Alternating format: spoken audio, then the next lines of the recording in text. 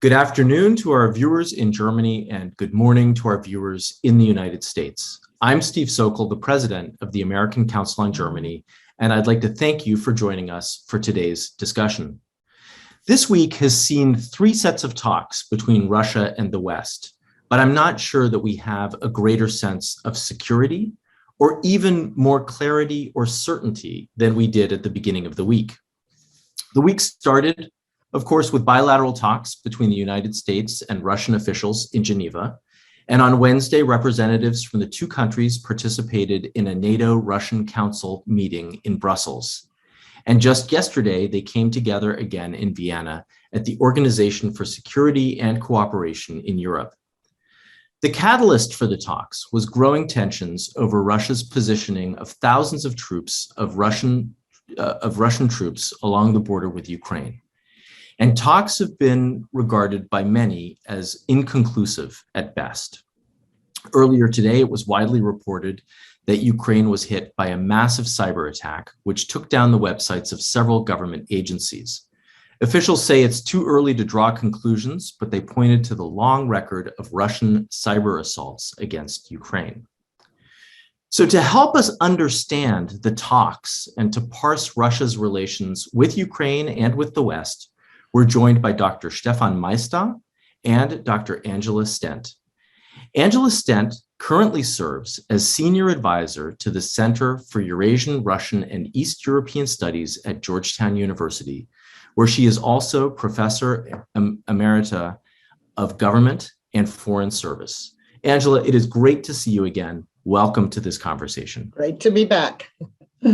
And Stefan Meister is the head of the German Council on Foreign Relations Program on International Order and Democracy. He previously served as the director of the Heinrich Böll Foundation's South Caucasus office. Stefan, herzlich willkommen.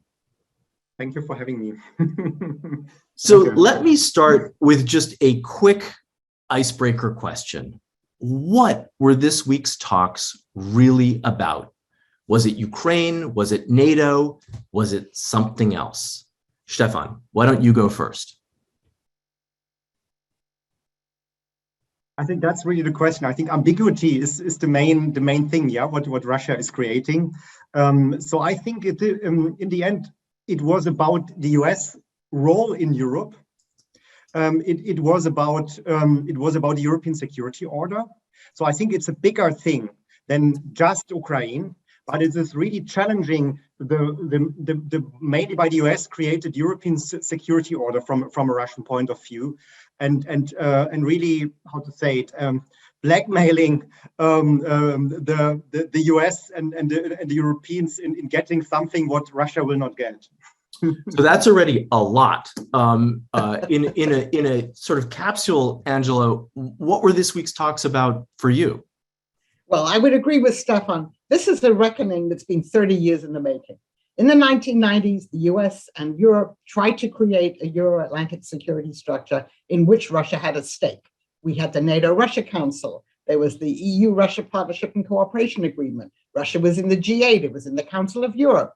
And yet, it proved impossible to create a structure in which Russia had a stake because Russia's idea of a Euro-Atlantic security architecture, as we've seen this week and before this week, is a system where Russia really not only has a sphere of influence in the post-Soviet space, but has some veto rights over the states that used to be part of the Warsaw Pact. I mean, imagine Sergei Lavrov this week said the terrible thing when the Cold War ended was that the Eastern European countries were orphaned, as if, Russia had been their mother during the Soviet period when they were, in the Warsaw Pact.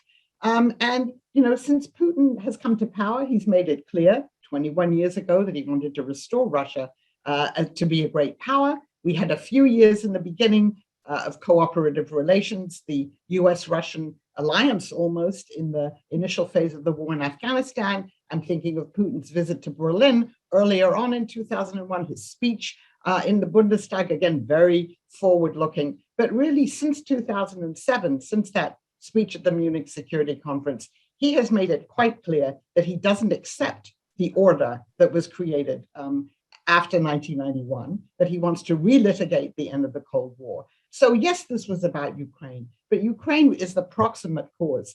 The real cause lies much deeper, and it really has to do with a Russia that feels it will no longer accept the facts as they exist at the moment. So, Angela, I'm happy that you've taken us back and asked us to sort of look back at history and the way in which this narrative has been unfolding. And so, before we get to the talks, I'd like to ask you both why you think Putin is bringing this to a head now. The crisis along the border between Ukraine and Russia seems to me like it's a manufactured crisis. As you indicated, Angela, Putin has been complaining about NATO expansion for years at this point. So why do you both think this is happening right now? I'll take a stab at that. I mean, first of all, don't forget domestic politics in Russia, right? I mean, this is a year when Putin has really increased the repression in Russia. It began with the poisoning of Alexei Navalny and then his jailing this year. And then it ended with the banning of Memorial, this great institution that looks into the crimes really of Stalin's past. And we have an election coming up in 2024. We don't know whether Mr. Putin will run again, although he certainly can. So we know that there's domestic politics behind this, a sort of sense of a beleaguered fortress, if you like. But I think it's happened now because this is an opportune time. If you're sitting in the Kremlin, the West looks pretty bad, weak to you. The United States were embroiled in our own domestic political paralysis. We were obviously all dealing with COVID. In Europe, you have a new German government. You have France that's going into its own elections. You have a European continent that's divided, Brexit, all of that. So I think he thought probably that this is an opportune time to do it. President Zelensky's popularity numbers are low. The Kremlin probably sees a weakness in Ukraine that they can exploit too. So that I don't fully understand the rationale for why it's happened now, but those are some of the reasons. Mm-hmm. And Stefan, anything to add? You and I were talking about this a little bit before we went live. I think the same. I think Putin feels that the West is weak at the moment. There is an opportunity. Biden is occupied with domestic issues, wants to focus on China and maybe even withdraw slowly also from Europe. And Europeans are without leadership at the moment. Yeah, the German government is searching for its Russia and Eastern Europe policy at the moment. It's more or less divided. France has an election next year where Russia will definitely meddling also into to impact on who will be elected. And Zelensky is also not very popular anymore at the moment at home. And so I think that looks like an opportunity from a Russian point of view. And with this massive pressure, doing it in a short period of time to get some kind of agreement. So that's an opportunity maybe from a Russian perspective. I think this issue on domestic policy is also interesting. If you look into the national security strategy, the main challenge there is not the West, the US, and NATO. It's domestic policy. So it's the own society and the leader, so the elites who are afraid of their own people. So I think it's also about legitimacy of the Putin system and creating an enemy with the US and NATO to have this kind of fortress or to mobilize maybe the people also against the West. I think that might be also that's also linked with this. Yeah. And I'd add one more thing to that. I mean, if Putin's thinking about his legacy, I mean, he could be in power till 2036 legally at the moment. But if he's thinking about his legacy, what better legacy than to say, we've reunited with our Ukraine, which is really part of Russia, and we have reestablished Russia's right to a sphere of influence and, in our neighborhood. So it could be part of him thinking about that too, that's going to be his legacy. I mean, do you think he is starting to think about sort of the end of his time in office and what a lasting legacy can be? One would think, I mean, again, he can't stay in power for much longer if he wants to, and he well may. But it would be, I think, reasonable to assume that he might be thinking about that. I think he has learned in Kazakhstan that he has to stay. So he cannot just do the shift to maybe the Security Council and then stay in the back. So he might have to stay until the end of his life to be on the safe side. But I think Putin always thinks about his role in history. I think that's driving him also, in a way, and it's maybe becoming even more important also for him. Yeah. So let's turn to sort of the talks this week. And again, there were three different talks involving slightly different casts of characters.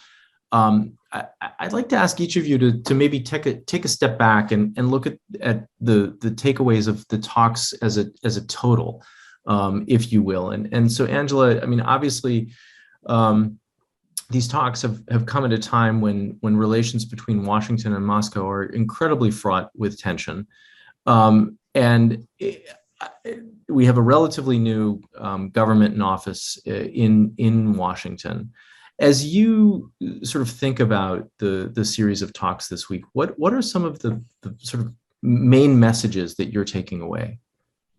Well, the first one really is the strength of the US-European sort of coordination in this. And that's such a contrast to the Trump administration.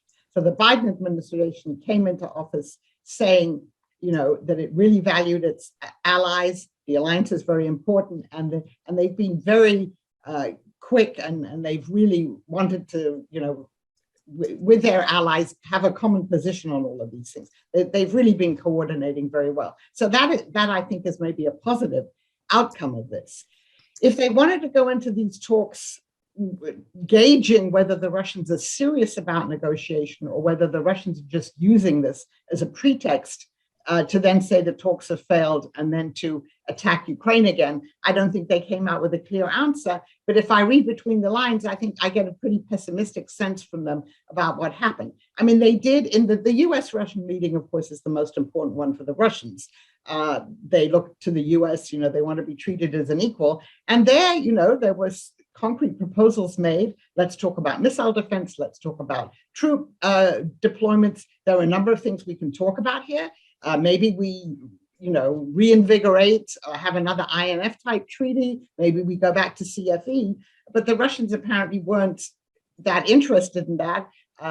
They didn't have, instructions to negotiate on that. So they just came out saying, well, none of our bottom line demands were met. And the NATO-Russia meeting, I think, was very similar. Again, NATO was very united there. There was no daylight. And they came out with more or less the same conclusions, that the Russians said, you're not willing to meet our demand that there be no more NATO enlargement, and that NATO posture go back to 1997 in terms of force posture. And then with the OSCE, of course, that's the one place where Ukraine was present. But again, if you read what was said at the end of those talks by the new Polish presidency of chairmanship of the OSCE, again, a vast gap and really nothing concrete was achieved. So I think the West put forward a good face, but so far, at least the negotiators from the Russian side were not empowered to do anything but just repeat their talking points. Thank you for that, Angela. Stefan, I'm assuming that you agree with everything that Angela said just now, and with her assessment and analysis. But I want to add something. Can I just? You can, but let me maybe try to tee it up this way. We were talking before we went live, and I know that in recent weeks and months you've written about Russia, and what I wanted to ask you is sort of, are we in a new chapter of the relationship with Russia? And is that something that you think is recognized by the leaders in the West? It's great to hear Angela's observation that there is unity in the West vis-a-vis Russia. But I wonder whether there's really recognition that maybe the playing field is changing. Let me just add 2 or 3 points, and then I go to your question. So I think what we really have learned is that there is a complete different approach from the Russian side and from the US or Western side. I think the US, NATO, and also the Europeans, they want to have a process. They want to go into negotiations with Russia, talk about confidence building, arms control, etc. Yeah, the Russians, they want to have a deal. And they might be even not willing. I think Lavrov said this also today. You have to take the whole package. You cannot pick what you want. So take it or not take it. Yeah. So and this is a kind of an ultimatum. Yeah. It's not. I think Russians don't want to have a process again. They are tired of processes, and I think that makes it so difficult and so dangerous, because we can only. I think we can only calm down the tensions when we bring it into a process. Yeah, so I think that's the first point. The second point, I think, just to add to Angela, I think the US really multilateralized the whole process. Yeah, really consulted with its allies. Yeah, and there were always these talks, I think, and this was quite successful. It really showed unity. The second point, the third point is, OSCE is not relevant at all. So there were already statements before the OSCE negotiation started. It will not work this week anymore. Yeah, so it's only about the US and NATO. But OSCE is rubbish. Yeah, from a Russian point of view. So I think that will be very difficult to engage here. Also the Europeans or the Ukrainians in an OSCE context. So coming to your question. I think my argument is that Russia understands also the Europeans and Germany's really as enemies, as not someone you have to negotiate. You have to, I don't know, you have to make compromises. You have to take care of. But I think Russia cares less and less about Germany, and Germany is not a bridge anymore into Europe with whom you make the deal to get the things fixed. But if you want to weaken the multilateral liberal democratic order, if you want to weaken the European Union, you have to weaken Germany. Germany is the country with the most hacker attacks in Europe from the Russian side, with the most disinformation campaigns from the Russian side. So it's really targeting Germany increasingly. And I don't think that our ruling elites have understand that this is the case. So there is no interest in cooperation. There is no interest in engagement from the Russian side. They want to sell gas, yeah, but that's it, yeah. And I think we are also not relevant on security issues. It makes no sense to talk anymore in the Normandy format with France and Germany. It's all about the US. I think Medvedev made this very clear in his letter, yeah. And I think that's really a different game now, where we are not prepared for the will of the Russians to escalate. And also to escalate with in a military way, in a hybrid way, without any limits. Yeah, and I think that's really dangerous. Yeah. So based on what both of you have said so far, and in the period leading up to this week's talks, we saw a couple of draft treaties that sort of outlined what Russia wants, and it seems as though Moscow's goal is very much to reestablish prominence in Eastern Europe and to push the US back. But I still really wonder what Russia's endgame is, because it's clear that NATO and the West will not accept many of the demands that Russia has posed, or accept the fact that Russia is this looming threat against Ukraine.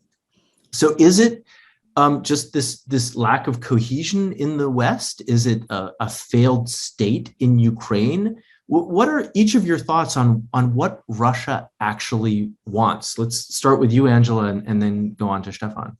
Well, I think Russia does want to dominate Ukraine. It wants a Ukrainian government that's pro-Russian. It wants a Ukrainian government that doesn't look to the West, that would hopefully, from the Russian point of view, join the Eurasian Economic Union. I mean, it would like a pledge from NATO that NATO will not enlarge anymore and Ukraine will never become a member. So it certainly wants to dominate Ukraine. But I think beyond that, and Stefan mentioned Kazakhstan, now we have the Kazakhs who called the Russian troops via the CSTO in to restore order there. So again, Putin has reinforced the fact that, Russia's neighbors need Russia. In fact, they need Russia to keep in power these autocratic regimes because of the popular unrest. So it's certainly getting the West to accept that all of those post-Soviet countries, and I don't like using that phrase, but we don't have a better term for it yet, are in Russia's sphere of influence. But I think beyond that, if you take seriously what Lavrov said about the orphan countries, I think Russia would also like to extend its influence to its former Warsaw Pact neighbors. Now, I think that's much less likely.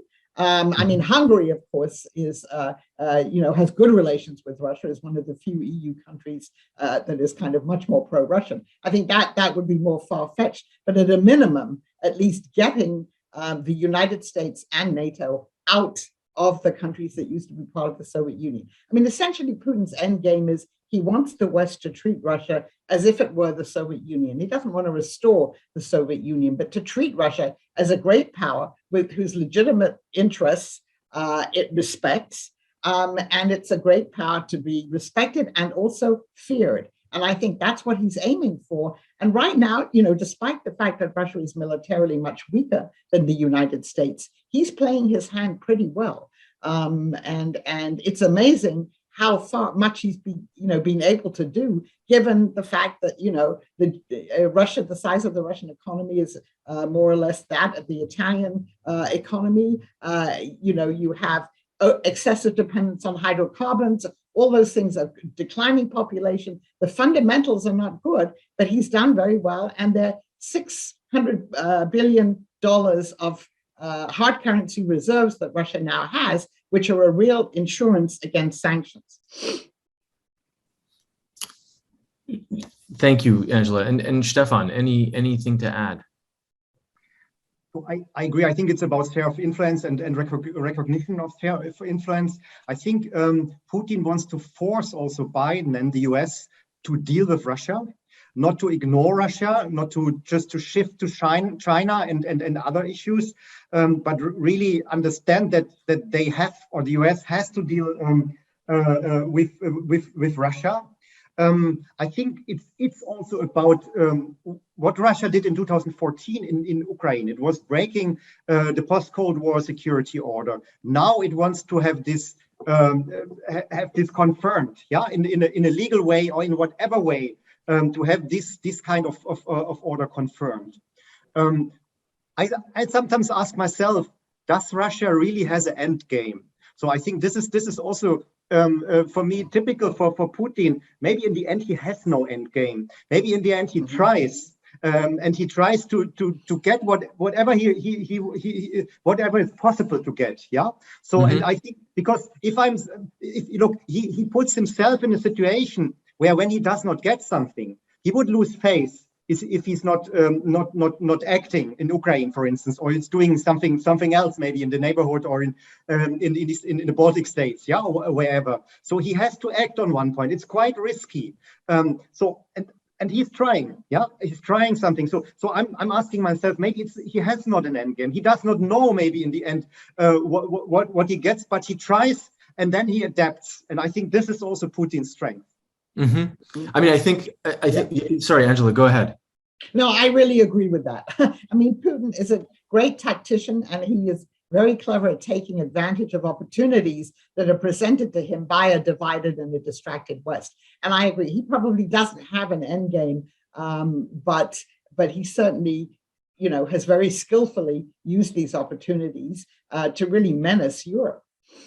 Well, in light of that, in light of what both of you have said, it seems, obviously there's this military option that Putin has in Ukraine, but even if he makes use of that, it will not really address or solve the overarching security concerns that he has, and is likely to make those security concerns even worse for him and for the sphere of influence that he's trying to engage in. And so one of the thoughts that I had in anticipation of our conversation was, if he uses the military option, how does he escalate things further from there? But that might be even too much conjecture, given what I'm hearing from both of you about how he's able to adapt to the situation and respond to the events as they are unfolding and take it from there. Well, I mean, it's very difficult to speculate about what he's going to do. But if one assumes that he could start off with a limited kind of new military incursion into the kind of Donbas region, taking some more territory there, controlling all of the Sea of Azov, then you have to ask the question, what would the Western reaction be? We know that obviously NATO is helping train the Ukrainian military to resist. You hear stories of Ukrainians themselves, practicing civilian defense and things like that. That would be one option. And so you'd have a bigger frozen conflict, but it would be a similar frozen conflict to the one that you have now. I think Stefan's right that the kind of this Minsk process probably isn't going anywhere. So the idea of a resolution of that is really very far off the table. Beyond that, I don't want to speculate. Maybe Stefan does. No, I think military experts clearly say 100,000 or 120 soldiers are not sufficient to take Ukraine as a whole. Yeah, so I think then it is about southern Ukraine. It is about the land bridge. It is about water supply for Crimea. So it's about parts of maybe Novaya Russia. So I think that's something which is feasible, and they could do it. But I think that's it. It would be by far too costly to take whole Ukraine. It's in a complete different shape, Ukrainian army. So and I think that's I don't. So I think that's maybe the most likely scenario. I just want to add one more thing. I think Putin really thinks the West is weak, and really thinks also that. How to say, with all these values and all these things, this is rubbish, and in the end we are all corrupt. It's possible to corrupt us. And look to Nord Stream 2. Somehow it divides Germany. You now have the whole discussion around Nord Stream 2 to split it off, from the Ukrainian issue, even if it's so much linked to it. And I think to test the West, to find out how the West really reacts, how far they can go with sanctions.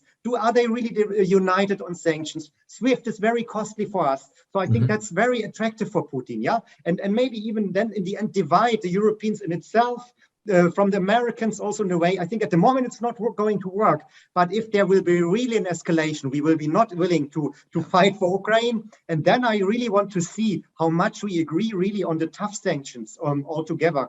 And I think that's very attractive for Mr. Putin.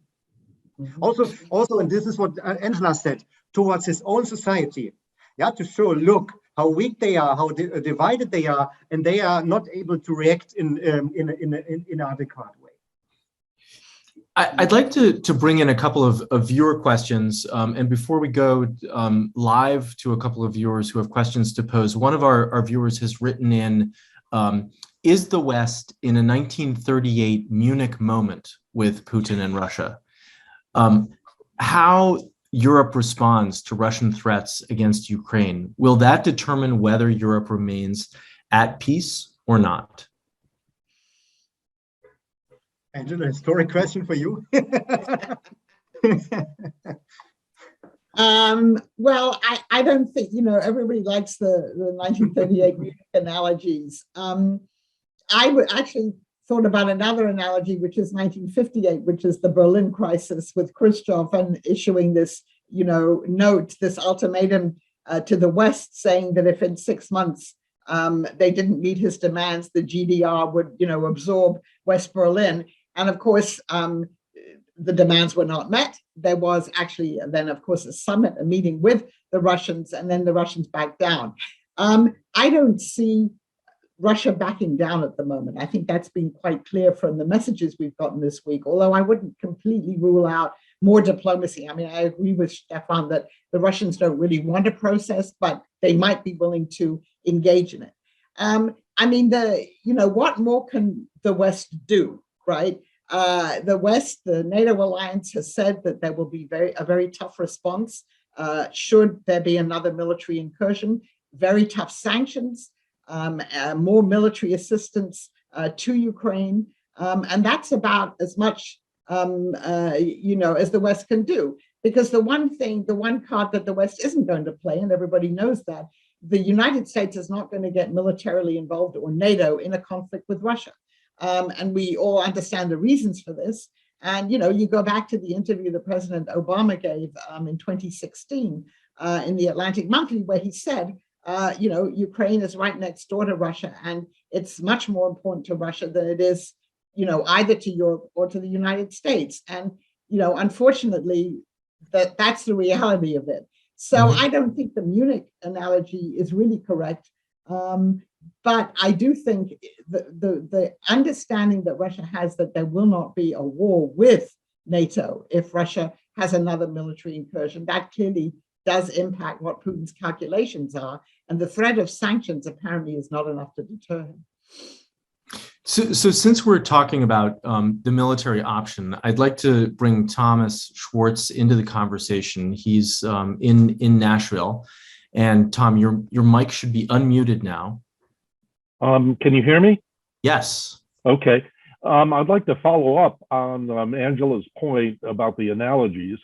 Was the Biden administration correct to take away any type of military response? And here I don't mean necessarily U.S. troops into Ukraine, but perhaps some sort of U.S. troops into Eastern Europe, a willingness to talk about a stronger response than sanctions, which they will not specify.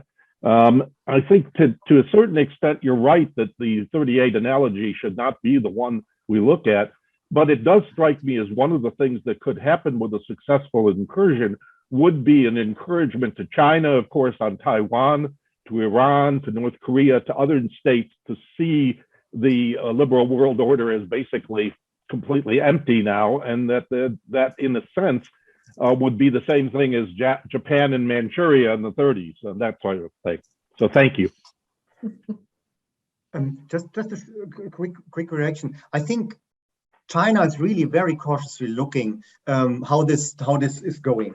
Yeah, so because I think they really compare also how the US might react in the East China Sea or in the Asian Pacific region, and I think it's really important to understand, yeah, that these two powers look very cautiously and test also the US. Yeah, so but I can imagine. I'm not in the US at the moment. It's very unpopular to send troops at the moment somewhere in the world from the US side. So I think it might even weaken also Biden somehow. But I think I agree. I think this ambiguity to put Nord Stream 2 on the table, to put a kind of a military option on the table, I think that would be important, yeah, to make Putin clear also from our side, a lot of things are possible. But then you need also to supply, yeah? So if you cannot supply, then you have a problem. I would just like to agree. I mean, there's no appetite in the United States, right, to send American troops anywhere. And if you look at the polling that's done by the Pew organization and European organizations too, the question, for instance, put to Germans, right? If there were a conflict with the Baltic states and Russia, would you be prepared to send? Do you think that the Bundeswehr should go and fight? And you know that the answer is a vast majority of Germans say no. So I think even within Europe, I haven't seen polling on that in the United States. The idea of having troops go and be put in harm's way because of a dispute between Russia and one of its neighbors is really quite unpopular. I'd now like to bring Sandy Vershbow into the conversation. He had a question in the Q&A that I think fits very nicely in here. Sandy, your mic should be unmuted now. Okay, you hear me now? Yes. Okay. Thanks to all three of you for an excellent conversation. There's a lot of confusing ones these days. This is one of the best. First, one comment on the earlier discussion about why now. I think that Putin has become increasingly frustrated that 8 years of hybrid war against Ukraine, including the semi-covert war in the Donbass, have failed. His strategy has been failing because he has been unable to bring Ukraine to heel. And I think he saw time as working against Russia. And if his ultimate goal is to prevent the consolidation of democracy as the basis for Ukraine's kind of permanent integration in the West, I think he felt he had to act now. He's managed to reel Belarus back in. Now he has to get the big fish, which is Ukraine. But on how we respond if Russia does spurn further talks and launch some kind of aggression, I think you're going to see the Biden administration arguing that even if it's a incremental step by Putin and not the whole scale, large scale invasion, the West is going to need to show that it's not bluffing and that we have to make a serious response. Now, this could be divisive inside the administration. It could be divisive between the two sides of the Atlantic. But I think there's growing sense that the West has to take a stand, even if we're not going to put boots on the ground. So my question for Stefan primarily is, how is Germany going to react under the new coalition if the administration is going to push for a major response, even to a less than major aggression? Not only the sanctions, but the continued armament of the Ukrainian armed forces, where Germany has been distinctly ambivalent for some time. Will the German coalition support a robust post-conflict strategy, including military support, even for an insurgency, if it comes to that? Or will Germany opt out, as it did in 2011, in the case of the Libya war? And Sandy, I first want to agree on Ukraine. I think what the Russians also observe is with this military support for Ukraine and also modernization of the Ukrainian army is taking Russia slowly also to escalation dominance.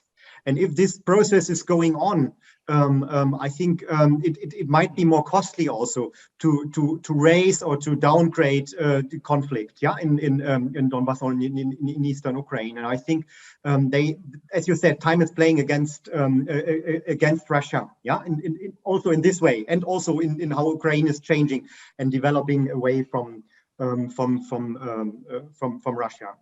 On Germany. I think so. We had Robert Habeck, one of the co-chairs of the Green Party, before he was or the Greens were elected. Also, the coalition was created. He traveled to Ukraine. He was saying we need arms. We should also supply arms for Ukraine. And he was even in his own party so much under pressure, not only in the public from the other parties, that he was really silenced on this topic. And the Greens tried it again on a lower level, but I think there is no consensus at the moment at all in Germany that we should give Ukraine arms.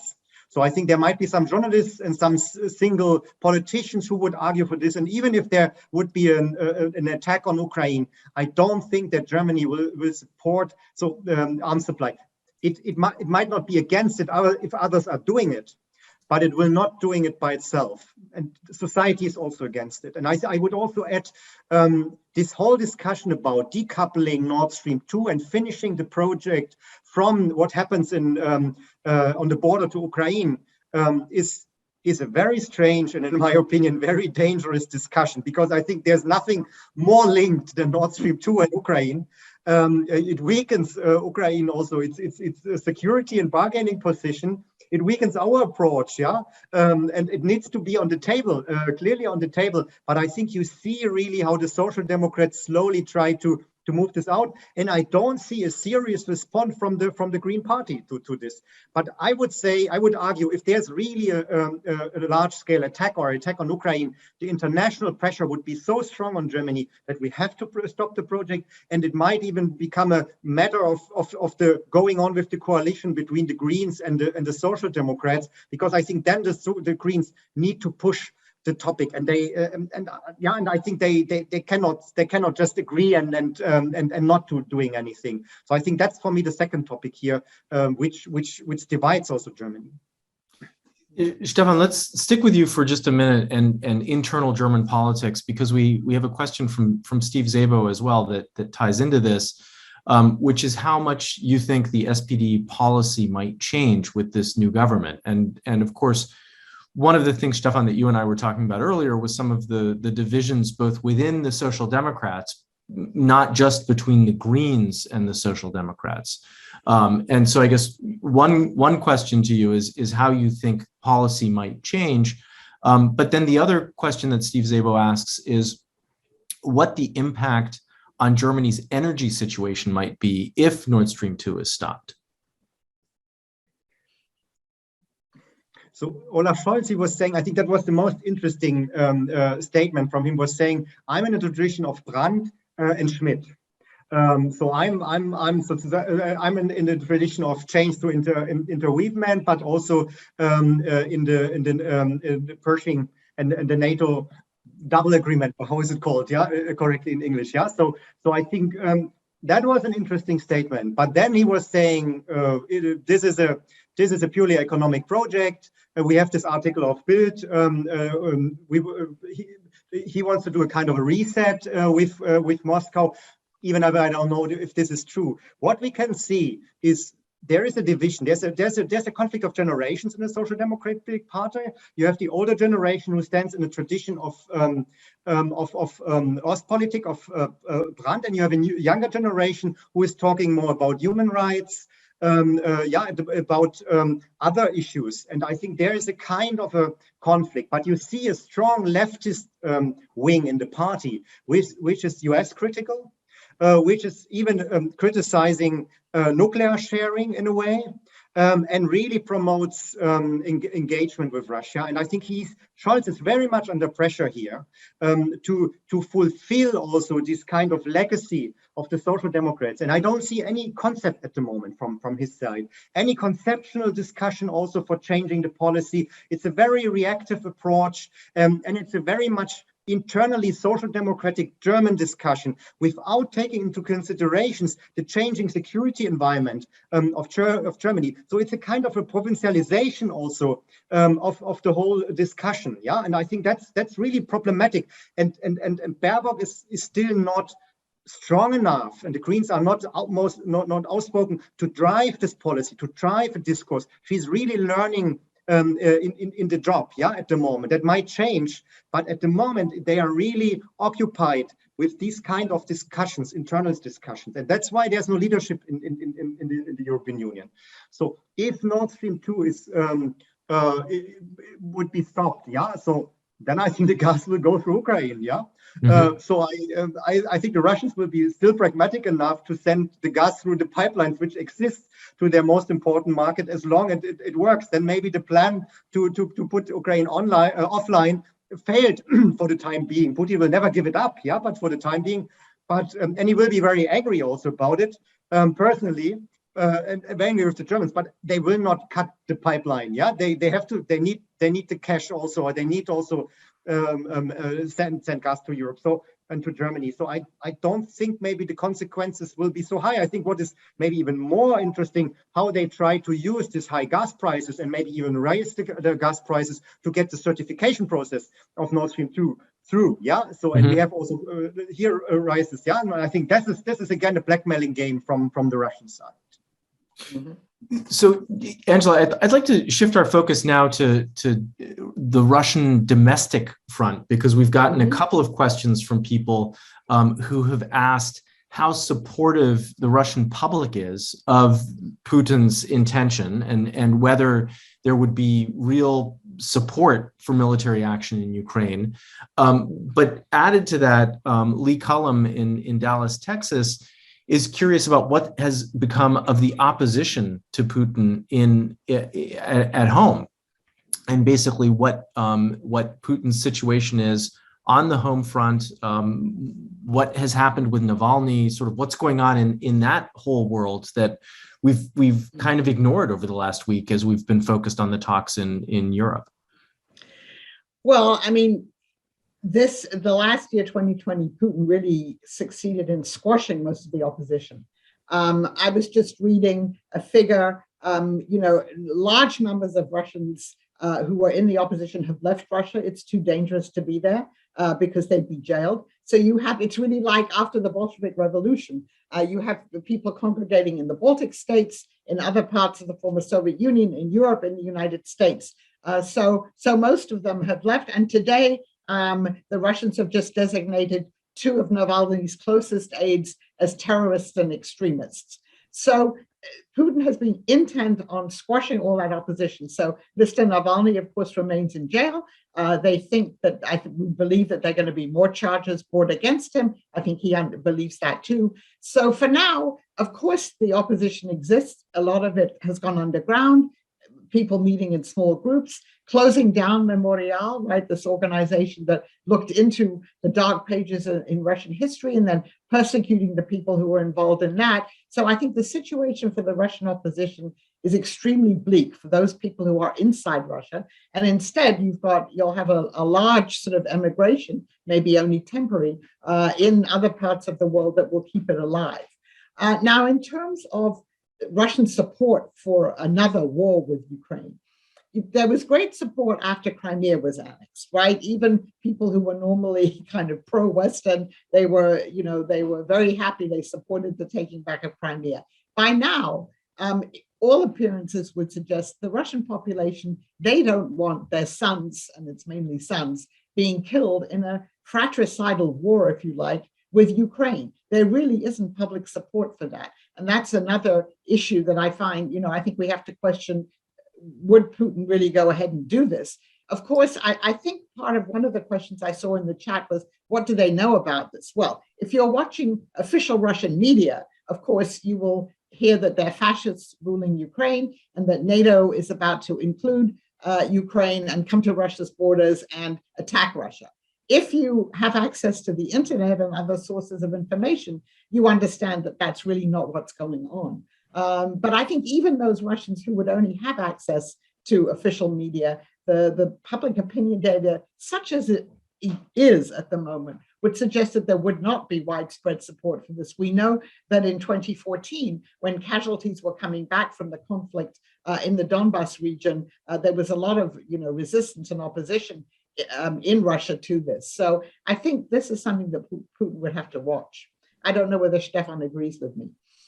I just would like to add some really interesting observation. If I monitor the Russian media, if you look also TV or watch TV, if you look the main media, the state media, surprisingly, the negotiations this week were not at the headlines. It's not the main thing. Kazakhstan was the main thing to report. The big success of CSTO, that were the headlines. But normally you would expect, if there are negotiations with the US, this is at the heart of the Russian elites, yeah. But it is not at the headlines. So it's interesting that they seem to play the ball relatively low with this regard, and maybe they even not prepare an attack because because they don't prepare the society for an attack, or it's in reaction that it would not be very popular inside of the society. But it's really interesting that this topic is not at the headlines. And maybe just one more thing to add. I think we really have a kind of a regime change, and this is just to add to Angela in Russia. I think it's now a full-fledged authoritarian state, which wants to get rid of those people who are critical, and which wants to control every part of the society, even in the internet. I think it now really has shifted that the internet was the instrument of the opposition, and now it's the instrument of the state to control the society. So I think it's more developing in the China type state in a way. Yeah, it's China is China and Russia is Russia, and it's really getting more repressive and also acting against the own society. So they are really afraid of of a color revolution. Yeah. Since we only have a few more minutes left, and we're really trying to also look at the future and what to expect, one of our viewers, JD Bindenagel, wrote into the chat that David Sanger reported in the New York Times that Russia had sent saboteurs into Ukraine to create an incident for Putin to exploit. And JD asks, is this what we can expect as sort of the next escalation? And how should the West respond to that? Well, so this is the Georgia scenario. This is what happened in 2008. The Russians provoked President Saakashvili, and he then responded militarily. And Jake Sullivan, the National Security Advisor, I think said yesterday that is what we are looking at now, that our intelligence agencies are looking at the Russians trying to provoke some action in Ukraine that they will then use to justify a military incursion there. So I think, and you yourself mentioned there's been a major hack today of Ukrainian government sites. So I think you have to watch out for that. I think you have to realize that Putin often surprises, and we may be looking at this range of things that could happen, but there may be something else that he has up his sleeve that we don't know about yet.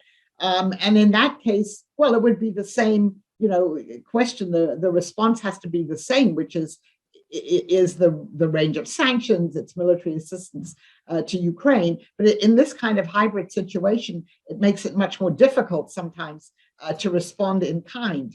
And we don't quite know what the provocation would be. And it would be also the question, maybe just to add, how professional the Ukrainian government is reacting, how also the decision making is going on there. And I think army has become much more professional. But if I looking to President Zelensky, I think it is possible to provoke him, in a way. So I think I also agree. I think that's one of the more likely scenarios, that they will create a kind of an incident and to attack and to do something. And we have less impact on it, so it's less in our hands. I think that's also very important. Sorry for interrupting. But in that sense, Stefan, but also Angela, do either of you see a way where one can really de-escalate the current situation, or even turn it around, so that the West could actually make some demands on Putin? I mean, one thought that I had seen circulating was to say, we won't have any more talks until you pull back the Russian troops from the border with Ukraine. How realistic is something like that? And is it possible to take some of the tension out of this tinderbox? I mean, I think the only way to take it out would be if the Russians were willing to continue negotiating in some forum, whether it's the US-Russian Strategic Stability Dialogue, maybe NATO-Russia, although I think that's probably more challenging. But I think not talking to the Russians and just ignoring them, I think at this point could be even more provocative. I'm not sure that that's a way to de-escalate it. I think that, the painful truth is we have rather few levers at the moment to force the Russians to de-escalate. And they seem to be in no mood to do so at the moment. So I would be rather skeptical that there's much we can do. No, I agree. I think this is really a dangerous situation, and there's not much to de-escalate. I agree, and I think it's really about unity. I think it's about unity and the price, and we really need to have this reliable, tough sanctions, and really raise the costs, and also what means support of the allies in Europe, even maybe thinking about Romania and Bulgaria, what happens on certain kind of borders and so on. So I think it's really about deterrence, and it's really about having a price tag, and a serious price tag, and then being united also from the European side with the US. I think, but I think this is really now a government, and Putin is now in this stage where you can expect everything, and I think he's really willing to pay a very high price for Ukraine, and we are not willing to pay this price. So I think that's really the trouble in which we are at the moment, and we have a home front also, which is not supportive for any adventure, neither in the US nor in Germany, to do maybe the necessary things which are needed at this point. Putin, I think a final thing is Russia and China have been developing this much closer relationship, and China is going to back Putin in whatever he does. They may not explicitly support him, but Russia knows that China, is there for them. And I think that's the new factor that we have to understand, and that's different even from what happened in 2014. Putin has consciously been developing these closer ties since then, precisely because the West tried to isolate him. So perhaps in closing then, and building off of that, one of our viewers just sent me a report which indicates that the odds of an invasion of Ukraine by Russia are rising. And I guess I'd be interested in your takeaway after this week of diplomacy, despite the fact that talks have stalled. whether you think conflict is more likely or less likely, and what your worst case and best case scenarios are moving forward. Angela, let me start with you and then Stefan.